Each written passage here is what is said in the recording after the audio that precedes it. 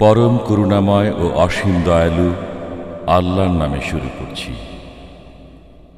মুমিনগণ সফলকাম হয়ে গেছে, যারা নিজেদের নামাজে বিনয় নম্র, যারা অনর্থক কথাবার্তায় নির্লিপ্ত, যারা যাকাত দান করে থাকে এবং যারা নিজেদের যৌনাঙ্গকে সংযত রাখে। তবে তাদের স্ত্রী ও মালিকানাভুক্ত দাসীদের ক্ষেত্রে সংযত না রাখলে তারা তিরস্কৃত হবে না। অতঃপর কেউ এদেরকে ছাড়া অন্যকে কামনা করলে তারা সীমালঙ্ঘনকারী হবে। এবং যারা আমানত ও অঙ্গীকার সম্পর্কে হুঁশিয়ার থাকে এবং যারা তাদের নামাজসমূহের খবর রাখে, তারাই উত্তরাধিকার লাভ করবে। তারা শীতল ছায়াময় উদ্যানের উত্তরাধিকার লাভ করবে, তারা তাতে চিরকাল থাকবে। আমি মানুষকে মাটির সারাংশ থেকে সৃষ্টি করেছি, অতঃপর আমি তাকে শুক্রবিন্দুরূপে এক সংরক্ষিত আধারে স্থাপন করেছি। এরপর আমি শুক্রবিন্দুকে জমাট রক্তরূপে সৃষ্টি করেছি, অতঃপর জমাট রক্তকে মাংসপিণ্ডে পরিণত করেছি। এরপর সেই মাংসপিণ্ড থেকে অস্থি সৃষ্টি করেছি, তারপর অস্থিকে মাংস দ্বারা আবৃত করেছি। অবশেষে তাকে এক নতুন রূপে দাঁড় করিয়েছি। নিপুণতম সৃষ্টিকর্তা আল্লাহ কত কল্যাণময়। এরপর তোমরা মৃত্যুবরণ করবে, অতঃপর কিয়ামতের দিন তোমরা পুনরুত্থিত হবে। আমি তোমাদের উপর সপ্তপথ সৃষ্টি করেছি এবং আমি সৃষ্টি সম্বন্ধে গাফেল নই। আর আমি আকাশ থেকে পানি বর্ষণ করি পরিমাণ মতো, তারপর আমি তা জমিনে সংরক্ষণ করি, আর আমি তা অপসারিত করতেও অবশ্যই সক্ষম। অতঃপর আমি তা দ্বারা তোমাদের জন্য খেজুর ও আঙ্গুরের বাগান সৃষ্টি করেছি। তোমাদের জন্য এতে প্রচুর ফল আছে এবং তোমরা তা থেকে আহার করে থাকো। এবং ওই বৃক্ষ সৃষ্টি করেছি যা সিনাই পর্বতে জন্মায় এবং আহারকারীদের জন্য তেল ও ব্যঞ্জন উৎপন্ন করে। এবং তোমাদের জন্য চতুষ্পদ জন্তুসমূহের মধ্যে চিন্তা করার বিষয় রয়েছে। আমি তোমাদেরকে তাদের উদরস্থিত বস্তু থেকে পান করাই এবং তোমাদের জন্য তাদের মধ্যে প্রচুর উপকারিতা আছে। তোমরা তাদের কতককে ভক্ষণ করো। তাদের পিঠে ও জলযানে তোমরা আরোহণ করে চলাফেরা করে থাকো। আমি নূহকে তার সম্প্রদায়ের কাছে প্রেরণ করেছিলাম। সে বলেছিল, হে আমার সম্প্রদায়, তোমরা আল্লাহর বন্দেগী করো, তিনি ছাড়া তোমাদের কোনো মাবুদ নেই। তোমরা কি ভয় করো না? তখন তার সম্প্রদায়ের কাফির প্রধানরা বলেছিল, এ তো তোমাদের মতোই একজন মানুষ ছাড়া কিছু নয়। সে তোমাদের উপর নেতৃত্ব করতে চায়। আল্লাহ ইচ্ছা করলে ফেরেশতাই নাজিল করতেন। আমরা আমাদের পূর্বপুরুষদের মধ্যে এমন কথা শুনিনি। সে তো এক উন্মাদ ব্যক্তি ছাড়া কিছু নয়। সুতরাং কিছুকাল তার ব্যাপারে অপেক্ষা করো। নূহ বলেছিল, হে আমার পালনকর্তা, আমাকে সাহায্য করো, কেননা তারা আমাকে মিথ্যাবাদী বলছে। অতঃপর আমি তার কাছে আদেশ প্রেরণ করলাম যে, তুমি আমার দৃষ্টির সামনে এবং আমার নির্দেশে নৌকা তৈরি করো। তারপর যখন আমার আদেশ এসে যাবে ও চুলার নিচ থেকে পানি উতলে উঠতে থাকবে, তখন নৌকায় তুলে নেবে প্রত্যেক প্রকার প্রাণী থেকে এক এক জোড়া এবং তোমার পরিবারবর্গকেও, তবে তাকে ছাড়া যার ব্যাপারে আগেই সিদ্ধান্ত হয়ে গেছে। এবং তুমি জালিমদের সম্পর্কে আমাকে কিছু বলো না, নিশ্চয়ই তারা নিমজ্জিত হবে। যখন তুমি ও তোমার সঙ্গীরা নৌকায় আরোহণ করবে, তখন বলো, আল্লাহর শুকর, যিনি আমাদেরকে জালিম সম্প্রদায়ের কবল থেকে উদ্ধার করেছেন। আরও বলো, হে পালনকর্তা, আমাকে কল্যাণকরভাবে নামিয়ে দাও, তুমি শ্রেষ্ঠ অবতারণকারী। এতে নিদর্শনাবলী রয়েছে এবং আমি পরীক্ষাকারী।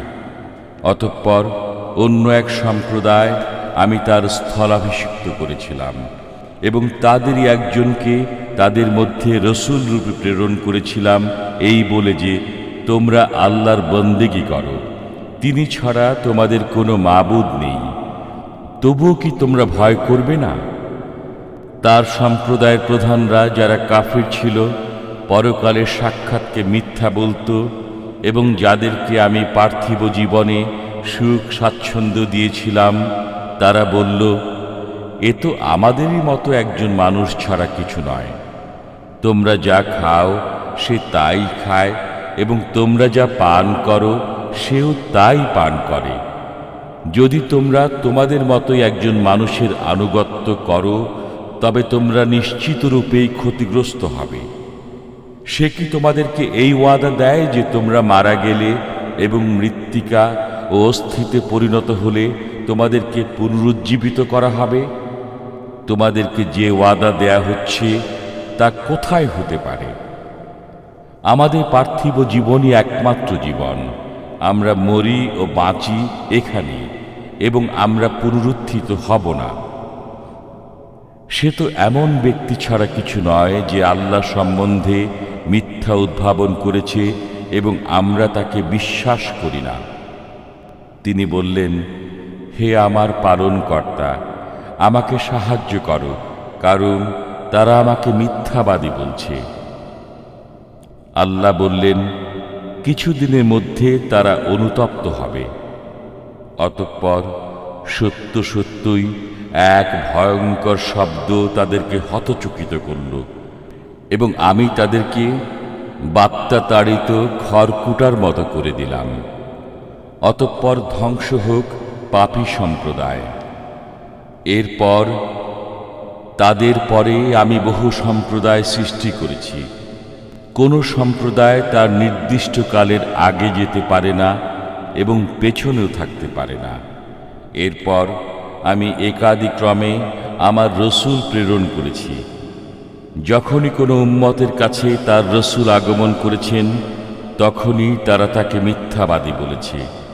অতঃপর আমি তাদের একের পর এক ধ্বংস করেছি এবং তাদেরকে কাহিনীর বিষয়ে পরিণত করেছি।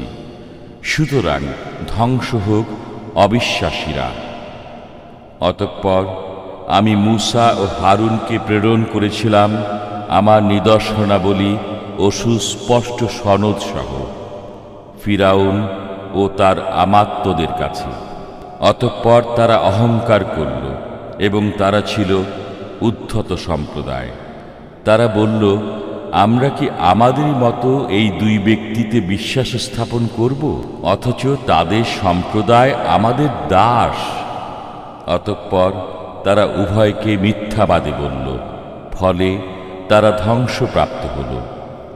আমি মূসাকে কিতাব দিয়েছিলাম যাতে তারা সৎ পথ পায়, এবং আমি মরিয়ম তনয় ও তার মাতাকে এক নিদর্শন দান করেছিলাম এবং তাদেরকে এক অবস্থানযোগ্য স্বচ্ছ পানি বিশিষ্ট টিলায় আশ্রয় দিয়েছিলাম। হে রসূলগণ, পবিত্র বস্তু আহার করুন এবং সৎ কাজ করুন। আপনারা যা করেন সে বিষয়ে আমি পরিজ্ঞাত। আপনাদের এই যে উম্মত, সব তো একই ধর্মের অনুসারী এবং আমি আপনাদের পালনকর্তা। অতএব আমাকে ভয় করুন। অতঃপর মানুষ তাদের বিষয়কে বহুধা বিভক্ত করে দিয়েছে। প্রত্যেক সম্প্রদায় নিজ নিজ মতবাদ নিয়ে আনন্দিত হচ্ছে। অতএব তাদের কিছুকালের জন্য তাদের অজ্ঞানতায় নিমজ্জিত থাকতে দিন। তারা কি মনে করে যে আমি তাদের ধন সম্পদ ও সন্তান সন্ততি দিয়ে যাচ্ছি, তাতে করে তাদেরকে দ্রুত মঙ্গলের দিকে নিয়ে যাচ্ছি? বরং তারা বোঝে না। নিশ্চয়ই যারা তাদের পালনকর্তার ভয়ে সন্ত্রস্ত, যারা তাদের পালনকর্তার কথায় বিশ্বাস স্থাপন করে, যারা তাদের পালনকর্তার সাথে কাউকে শরিক করে না এবং যারা যা দান করবার তা ভীত কম্পিত হৃদয়ে এ কারণে দান করে যে তারা তাদের পালনকর্তার কাছে প্রত্যাবর্তন করবে।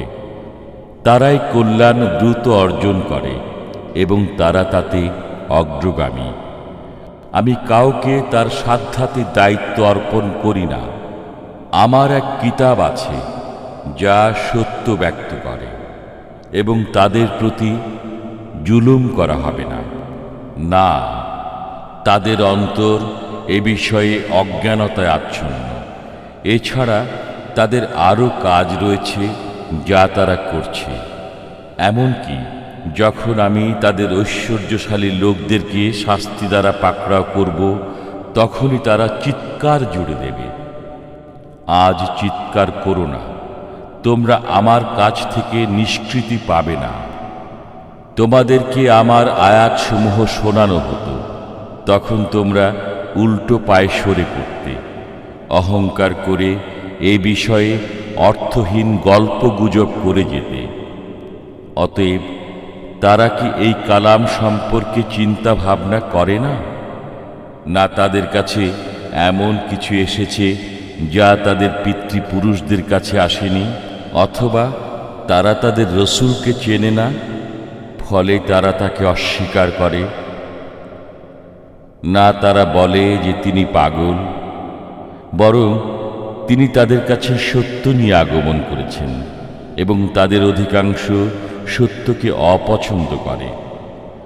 সত্য যদি তাদের কাছে কামনা বাসনার অনুসারী হতো, তবে নভমণ্ডল ও ভূমণ্ডল এবং এগুলোর মধ্যবর্তী সবকিছুই বিশৃঙ্খল হয়ে পড়ত।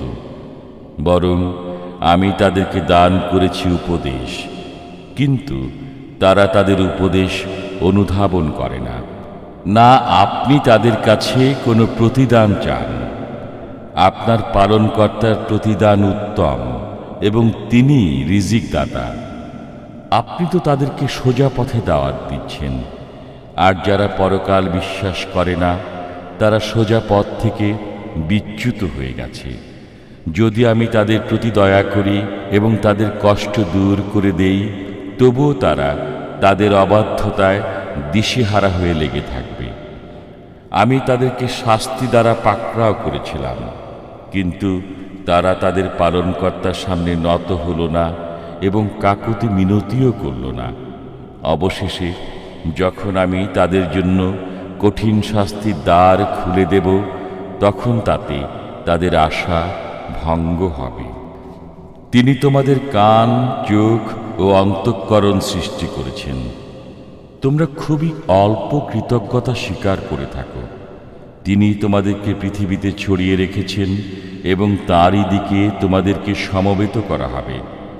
তিনি প্রাণ দান করেন এবং মৃত্যু ঘটান, এবং দিন রাত্রির বিবর্তন তাঁরই কাজ। তবু কি তোমরা বুঝবে না?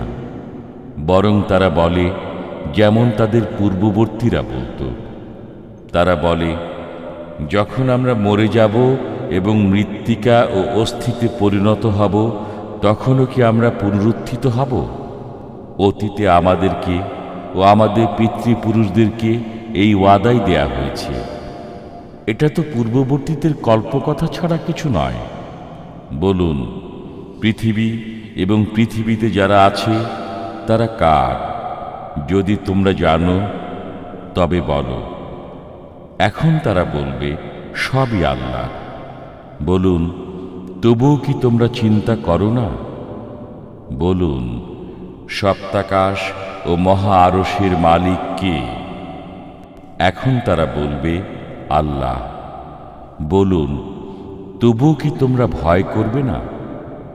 বলুন, তোমাদের জানা থাকলে বলো, কার হাতে সব বস্তুর কর্তৃত্ব, যিনি রক্ষা করেন এবং যার কবল থেকে কেউ রক্ষা করতে পারে না?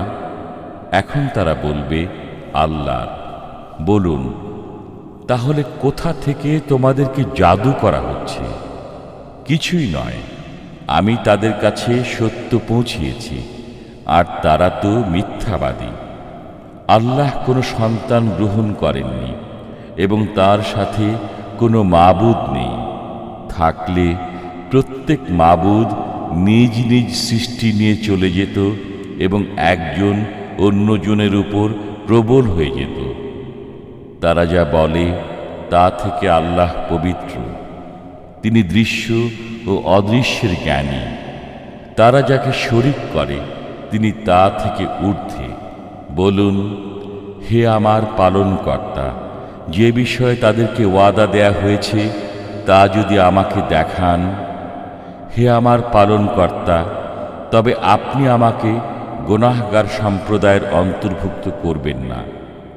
আমি তাদেরকে যে বিষয়ের ওয়াদা দিয়েছি তা আপনাকে দেখাতে অবশ্যই সক্ষম। মন্দের জবাবে তাই বলুন যা উত্তম। তারা যা বলে আমি সে বিষয়ে সবিশেষ অবগত। বলুন, হে আমার পালনকর্তা, আমি শয়তানের প্ররোচনা থেকে আপনার আশ্রয় প্রার্থনা করি এবং হে আমার পালনকর্তা, আমার কাছে তাদের উপস্থিতি থেকে আপনার আশ্রয় প্রার্থনা করি। যখন তাদের কারো কাছে মৃত্যু আসে তখন সে বলে, হে আমার পালনকর্তা, আমাকে আবার দুনিয়াতে প্রেরণ করুন, যাতে আমি সৎকর্ম করতে পারি যা আমি করিনি।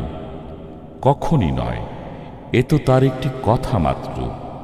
তার সামনে পর্দা আছে পুনরুত্থান দিবস পর্যন্ত। অতঃপর যখন সিংহায় ফুৎকার দেয়া হবে, সেদিন তাদের পারস্পরিক আত্মীয়তার বন্ধন থাকবে না এবং একে অপরকে জিজ্ঞাসাবাদ করবে না। যাদের পাল্লা ভারী হবে তারাই হবে সফলকাম, এবং যাদের পাল্লা হালকা হবে তারাই নিজেদের ক্ষতি সাধন করেছে। তারা দোজখেই চিরকাল বসবাস করবে। আগুন তাদের মুখমণ্ডল দগ্ধ করবে এবং তারা তাতে বীভৎস আকার ধারণ করবে। তোমাদের সামনে কি আমার আয়াতসমূহ পাঠ করা হতো না? তোমরা তো সেগুলোকে মিথ্যা বলতে। তারা বলবে, হে আমাদের পালনকর্তা, আমরা দুর্ভাগ্যের হাতে পরাভূত ছিলাম এবং আমরা ছিলাম বিভ্রান্ত জাতি। হে আমাদের পালনকর্তা, এ থেকে আমাদেরকে উদ্ধার করো। আমরা যদি আবার তা করি তবে আমরা গুনাহগার হব। আল্লাহ বলবেন, তোমরা ধিক্কৃত অবস্থায় এখানেই পড়ে থাকো এবং আমার সাথে কোনো কথা বলো না। আমার বান্দাদের একদল বলতো, হে আমাদের পালনকর্তা, আমরা বিশ্বাস স্থাপন করেছি, অতএব তুমি আমাদেরকে ক্ষমা করো এবং আমাদের প্রতি রহম করো। তুমি তো দয়ালুদের মধ্যে শ্রেষ্ঠ দয়ালু। অতঃপর তোমরা তাদেরকে ঠাট্টার পাত্ররূপে গ্রহণ করতে, এমনকি তা তোমাদেরকে আমার স্মরণ ভুলিয়ে দিয়েছিল এবং তোমরা তাদেরকে দেখে পরিহাস করতে। আজ আমি তাদেরকে তাদের সবরের কারণে এমন প্রতিদান দিয়েছি যে তারাই সফলকাম। আল্লাহ বলবেন, বছরের গণনায় তোমরা পৃথিবীতে কি পরিমাণ বিলম্ব করলে? তারা বলবে, আমরা একদিন অথবা দিনের কিছু অংশ অবস্থান করেছি। অতএব আপনি গণনাকারীদেরকে জিজ্ঞেস করুন। আল্লাহ বলবেন, তোমরা তাতে অল্প দিনই অবস্থান করেছ। যদি তোমরা জানতে। তোমরা কি ধারণা করো যে আমি তোমাদেরকে অনর্থক সৃষ্টি করেছি এবং তোমরা আমার কাছে ফিরে আসবে না? অতএব শীর্ষ মহিমায় আল্লাহ, তিনি সত্যিকার মালিক। তিনি ছাড়া কোনো মাবুদ নেই। তিনি সম্মানিত আরশের মালিক। যে কেউ আল্লাহর সাথে অন্য উপাস্যকে ডাকে, তার কাছে যার প্রমাণ নেই তার হিসাব তার পালনকর্তার কাছে আছে। নিশ্চয়ই কাফিররা সফলকাম হবে না। বলুন, হে আমার পালনকর্তা, ক্ষমা করুন ও রহম করুন। রহমকারীদের মধ্যে আপনি শ্রেষ্ঠ রহমকারী।